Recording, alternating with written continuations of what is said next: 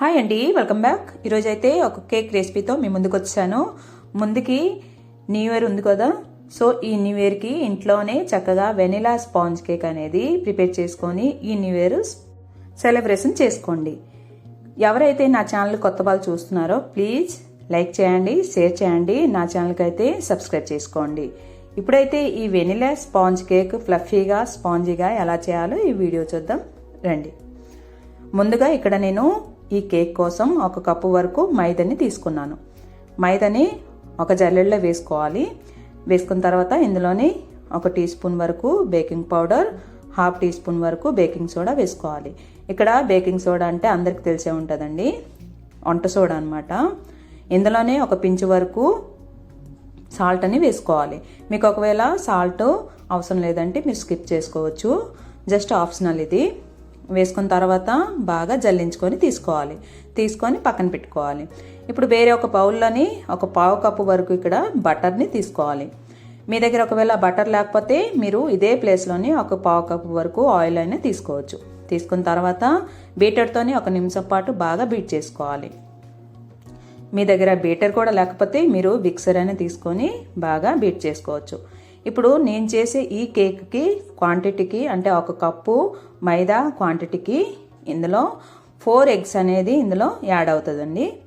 4 ఎగ్స్కి ఈ కేక్ అనేది బాగా ప్లఫీగా స్పాంజీగా వస్తుంది అనమాట.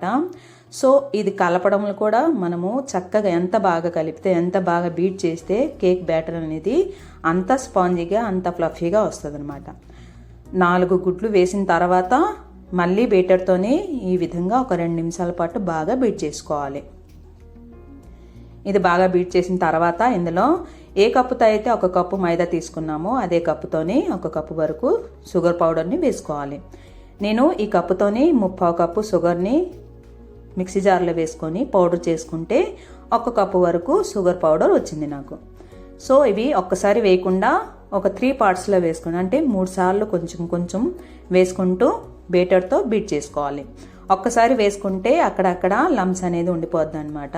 సో ఈ విధంగా కొంచెం కొంచెం వేసుకోవాలి. వేసుకొని 2 నిమిషాలు బాగా బీట్ చేసుకొని ఇందులో ఇప్పుడు వెనిలా ఎసెన్స్ 1 టీ స్పూన్ వేసుకోవాలి.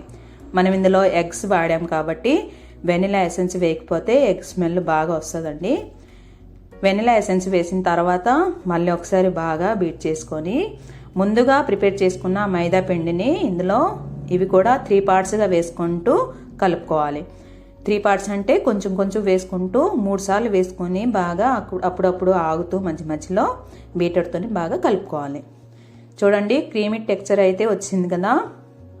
మీ దగ్గర బీటర్ లేకపోయినా ఒకవేళ మిక్సర్ లేకపోయినా ఈ విధంగా స్పాచులా ఉన్నా సరే స్పాచులాతో నేను చూపించే విధంగా కట్ అండ్ ఫోల్డ్ మెథడ్తోని మీరు కలుపుకోవచ్చు అనమాట. ఈ విధంగా కలుపుకున్న మధ్యలో బబుల్స్ ఏం లేకుండా చక్కగా బ్యాటర్ అనేది తయారవుతుంది.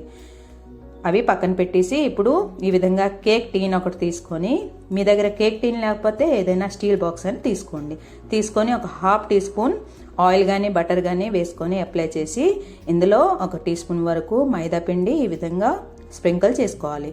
స్ప్రింకిల్ చేసి మొత్తం ఈవెన్గా స్ప్రెడ్ చేసుకోవాలి. చేసుకున్న తర్వాత ఎక్సెస్ మైదా ఏవైతే ఉందో అవి రిమూవ్ చేసుకోవాలి. చూడండి, ఈ విధంగా రిమూవ్ చేసుకోవాలి.